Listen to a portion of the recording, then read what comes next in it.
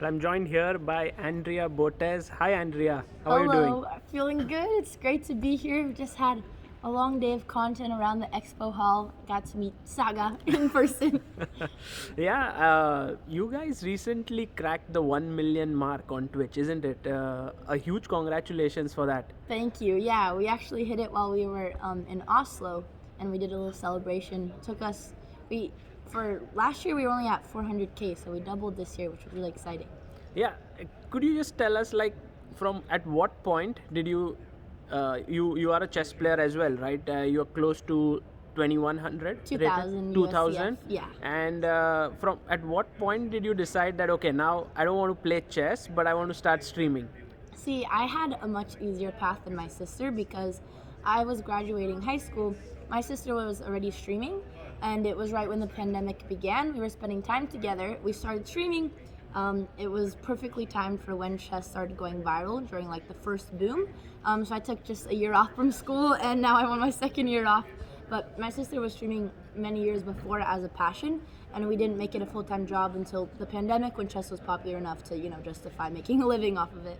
So you were studying in high school, and you said that, okay, because it's the pandemic, let me take a year off.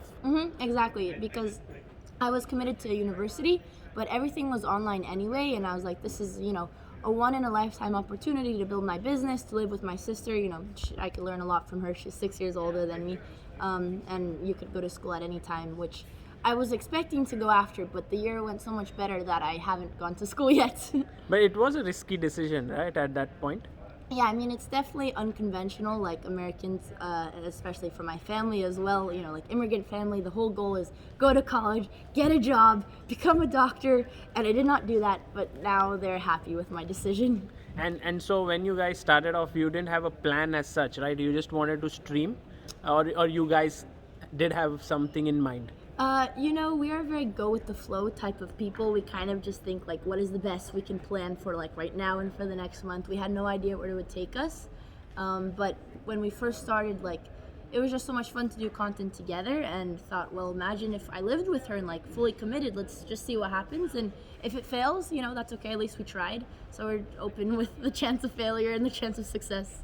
But it's not so easy to do something together with a family member. I know that because I live with Amruta, who's Okay. my wife, and we Yeah. run the Chess Base India Oh, a that's company cool. together.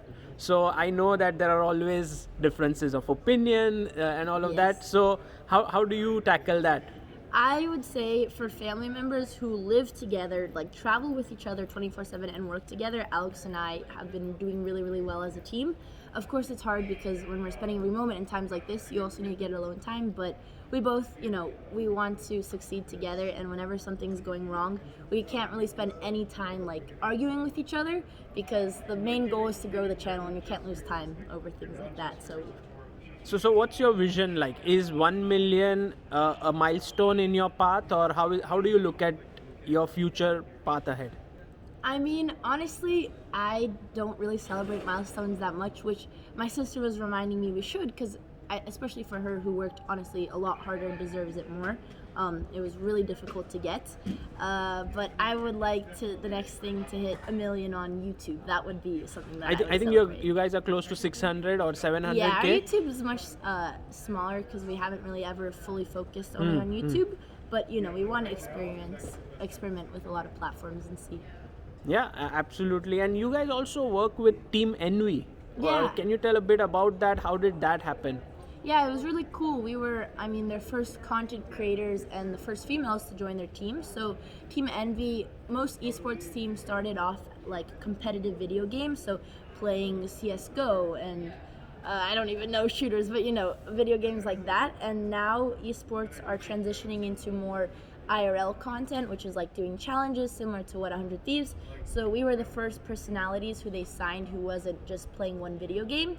And now they signed a lot more content creators, like Jesta Minx. She was their last latest sign. Yeah, and how has that been? It's still going on?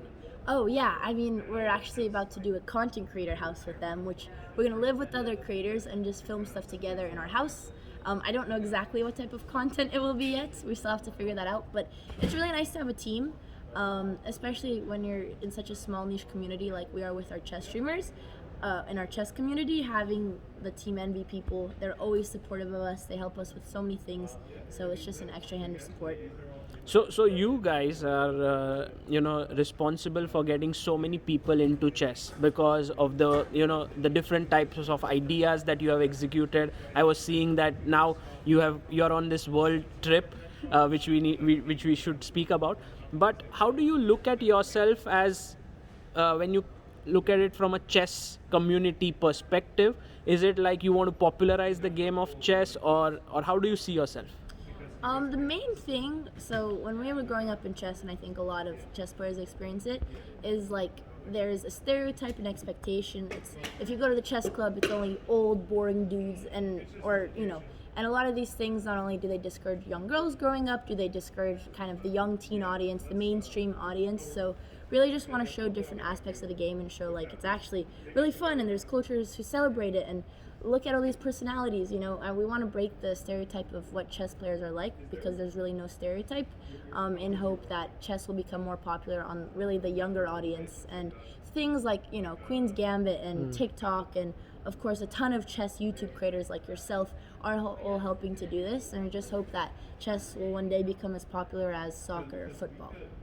Okay, that's amazing, because that's one of our aims as well, because in India cricket is very popular, and we hope that someday chess can equal or surpass it. And chess is a lot more popular in India than in America as well. Yes. So you guys already have a head start on us. For sure. I mean, there are so many talents and there's so many good players. And also recently there was this boom in Indian streaming as well. Oh, that's because awesome. Samay started streaming, and there were a lot of stand-up comedians. Then Vidit, Adiban, so many good players. No, it's Tanya. so impressive. And no, I got to meet Tanya for the first time today. I've played once with you, once with Samay, and those are exactly the type of people that chess needs right now. To show different aspects. And the comedy in chess is always so good. I honestly wish I could take like an improv class to have more of the skills you guys have, but when we'll get to it. And tell us a bit about this world trip that you guys are on. Yeah, so Twitch is helping us incubate a chess travel show. So they gave us a budget. So far, this is our 4th country. We went to Paris, then we went to London and Oslo, because we wanted to catch the hype in Norway before the chess championship. And it's really cool because as we blew up with chess, we realized the other content that we really missed was traveling and doing IRL things. We're not typical gamers. We don't enjoy spending 10 hours at a screen. We're like very outside people, very social. So it was a two-way we could mix the two things we loved. And so that's what we're doing here at the World Chess Championship. So you went to Norway, Paris, And London. London, Yeah. and now here. And now Dubai, yes. And how was your experience over there? It was honestly, it was the first time I ever traveled with my sister, the first time that we tried something completely new. So I learned a lot from the experience. There are, some things that I would do differently, but overall I'm really grateful that we got this experience, and I know exactly what I want to do for the next travel show. So I'm very excited for that. What is that? I would love to play in a tournament, because I really miss being in the competitive scene ourselves. So we would travel, we would like vlog and document the preparation behind the scenes, Queen's Gambit stuff, and then have us live streaming us. We want to get permission to film us while we're playing our physical games, also have commentary on the side. But I think for the next thing, I want to be in the scene, maybe even bring along our dad. He loves chess, he's very entertaining. Keep on the Botez theme. So that's the goal. That's going to be very tough, right? Because what I've realized is when you play chess competitively and you try to create content, really it always clashes with each other. Yeah, exactly, which is the next thing I would love to try, because that was kind of what inspired us to do the show, because as much as I loved playing chess on stream against viewers, I'm not so good at multitasking, and when you're talking and entertaining and getting distracted, it's really hard to play your best chess. So I want to be like in a tournament, and the content is literally about us preparing, which might not be as entertaining, but it's a different side of chess that's also cool to cover. And being streamers and being content creators is a tiring job, because you have to get up every day, go in front of the screen, do stuff.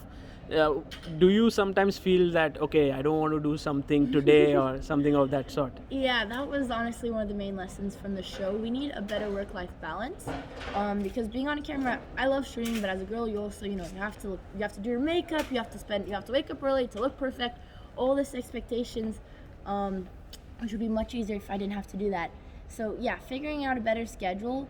Also, giving yourself like the time to be creative. If you're spending every hour on camera, you don't really have time to think and reflect on what you're doing. So I would like to space out things a little bit better, but at the end of the day, I still love making content, still passion. Just need to get a better schedule. Do you plan to go back to school or university? We arrived in Dubai and I stayed up like 8 hours until 3 a.m. Woke up, wrote, because I'm turning in my college applications to a college that I got into last year, but denied to get another gap year. So I'm applying to colleges because I like to have the options. Who knows? If everything fails in a year, maybe I'll want to go. I have a really good feeling that I'm not going to go, but I'm also applying to like Harvard, Columbia, Stanford. But why? I mean, you're doing so well. I know. And my goal is get into one of the top schools in the US, so Stanford or an Ivy League. Go for 6 months, get the resume, get a short experience, and drop out. Because the successful people are Ivy League dropouts. So that's the plan.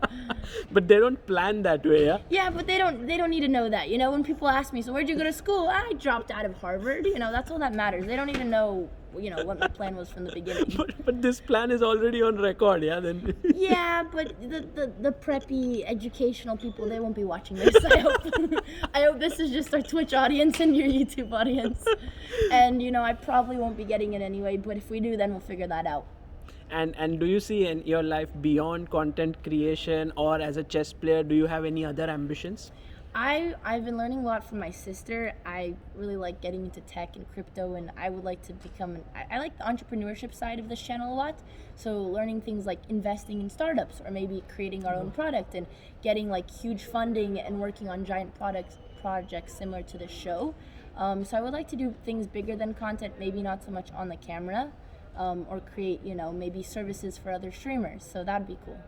And you were able to get in a lot of sponsors, I believe, in the 2 years. There was also a fundraising that you guys did, which was what, like $50,000 or something? Yeah, we've raised like a couple $100,000 for CARE, for a humanitarian organization.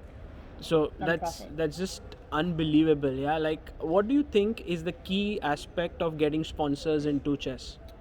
I think we were number one, like in a very lucky position because we're female chess players. It was becoming trendy, with Queen's Gambit. So number one, people want to see diversity. So we have that kind of edge for our brand.